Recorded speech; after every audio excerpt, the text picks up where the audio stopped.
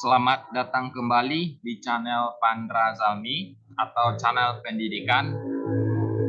Baik, Bapak, Ibu, teman-teman, dan rekan-rekan semuanya. Pada video kali ini kita akan membahas mengenai dokumen yang harus disiapkan dalam daftar PPG Prajab gelombang 2. Nah, dokumen adalah salah satu hal yang penting yang harus Bapak Ibu siapkan. Kalau Bapak Ibu salah mengupload dokumen, itu nanti bisa jadi akan gagal di seleksi administrasi. Makanya perlu diperhatikan betul apa yang saya jelaskan dalam video ini. Untuk sebelum memulai pembahasan, saya mohon di like, subscribe, dan bunyikan lonceng notifikasi gambar yang logo yang ada loncengnya gitu. Supaya setiap kali saya mengupload video ada notifikasi di HP atau laptop Bapak Ibu semuanya. Terima kasih.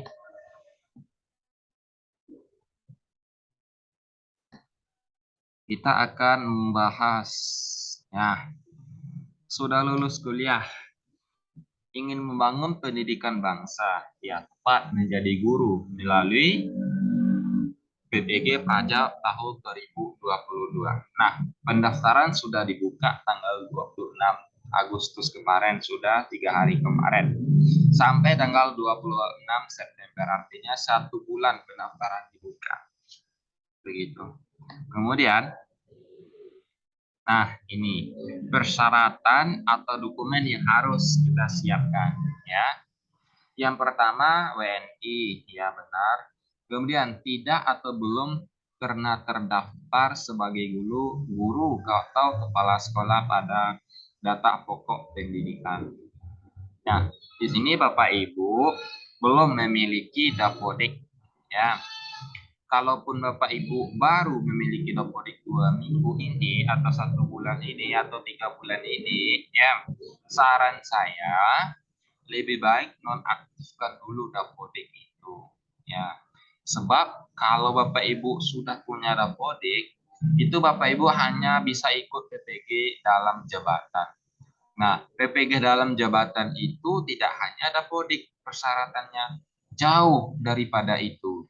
Seperti mengajar minimal sekian tahun, mengabdi. Artinya saya sebagai mentor P3K CPNS itu dan PPG itu mayoritas siswa kami ialah ibu-ibu yang sudah bisa dikatakan mendekati umur 40-an gitu. Makanya teman-teman yang baru terdaftar di Dapodik, ya saran saya nonaktifkan saja lah dulu Dapodik ataupun simpatika yang terdaftar di Kemenang. Ya. Kemudian berusia paling tinggi 32 tahun pada 31 Desember tahun pendaftaran. Kalau usia teman-teman 33 tahun, ya mohon maaf tidak bisa daftar lagi. Kemudian memiliki ijazah dengan kualifikasi akademik sarjana atau S1, ya nomor 4, atau diploma 4 atau D4 yang terdaftar dalam pangkalan data pendidikan tinggi. Ya, artinya teman-teman yang memiliki ijazah S1 atau D4. Ya. Ya. Oleh sebab itu, ya, di sini kalau untuk geografi itu S1 pendidikan ataupun non pendidikan bisa daftar menjadi mahasiswa PPG Prajab. Ya, kemudian teman-teman perhatikan ijazah teman-teman itu terdaftar di pangkalan data pendidikan tinggi. Makanya untuk kuliah, ya, universitas ataupun sekolah tingginya tuh harus diperhatikan. Kemudian memiliki IPK paling rendah 3,00. Kalau IPK teman 2,99, ya tidak bisa daftar. 2,18 ya tidak bisa daftar PPG. Ya, paling rendah.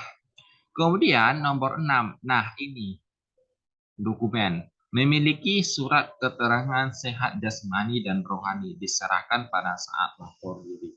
Nah, ini dokumen keterangan sehat. Biasanya nomor 6, surat keterangan sehat ini diperoleh dari puskesmas tempat domisili kita. Ya. Nah, namun ini diserahkan dokumen ini jika kita sudah lulus wawancara, artinya kita sudah jelas menjadi mahasiswa PTIG Praja. Kalau saat teman-teman baru mendaftar, jangan dulu persiapkan dokumen ini. Ini dokumen ini dipersiapkan setelah teman-teman sudah lulus wawancara. Gitu. Kemudian nomor 7, memiliki surat keterangan berkelakuan baik diserahkan pada saat lapor diri. Sama, ini lulus dulu kita wawancara, kita tinggal kuliah lagi, lalu kita serahkan ini dokumen ini. Biasanya surat keterangan berkelakuan baik ini kita dapat di kantor kepolisian terdekat. Kemudian memiliki surat keterangan bebas narkotika, psikotropika, dan zat adiktif lainnya ataupun nafza. Nah, sama. Dokumen ini diserahkan pada saat lapor diri, pada saat sudah lulus wawancara gitu. Nomor 9, menandatangani fakta integritas. Nah, dokumen ini didapatkan di dalam web PPG Praja di saat kita mengisi biodata. Jadi teman-teman tinggal mendownload aja lagi, tanda tangan, kasih materai 10.000. Ya, ini benar. Ini pas saat pendaftaran kita upload kembali. Ya, ini dokumen. Bukan pada saat lulus wawancara, tapi di saat kita mengisi biodata, itu kita upload kembali. Kemudian, yang 10 mengikuti tahap seleksi. Nah, tahap seleksinya ada 3, teman-teman. Administratif, substantif, dan tes wawancara. Nah, untuk tes substantif, nanti akan saya upload video ataupun soal-soal yang dikeluarkan di tes substantif. Ini video nanti yang akan saya bahas di tes substantif itu ialah pengalaman real dari orang-orang yang sudah mengikuti ujian. Ya, makanya pantengin terus channel saya. Kemudian tes wawancara. Nah, ini saya juga mengupload video mengenai tes wawancara pengalaman real dari orang-orang yang sudah mengikuti wawancara itu. Nah, kemudian program studi yang dibuka. Nah, teman-teman, bisa teman-teman baca dan lihat di gambar ya. Tapi saya mengasih penjelasan atau analisis sedikit. Teman-teman, kalau khusus untuk geografi ini ada yang pendidikan atau bergelar SPD. Dan ada yang non kependidikan atau geografi MK yang bergelar SSI. Semua kategori geografi baik pendidikan maupun non kependidikan itu bisa daftar menjadi mahasiswa PPG Praja. Jadi jangan berkecil hati teman-teman yang bergelar SSI, ya, ya khusus untuk itu ya, program studi yang dibuka. Bisa teman-teman baca sendiri. Kemudian, nah yang terakhir, teman-teman perlu teman-teman ketahui PPG Praja tahun 2022 namanya PPG Prajabatan Model Baru. Artinya PPG Praja Model Baru ini kita digratiskan untuk kuliah selama 2 semester atau 39 SKS. Ya teman-teman semuanya. Ya, jangan teman-teman memiliki keraguan lagi.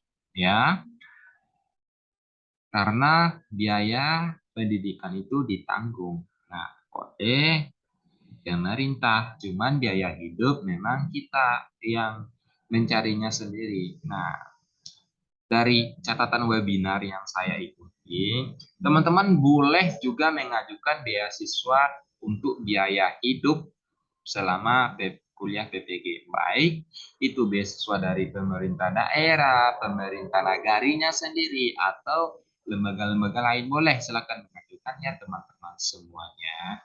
Nah, setelah teman-teman mengikuti pendidikan selama 1 tahun, teman-teman itu memiliki sertifikat pendidik atau dikasih sertifikat pendidik.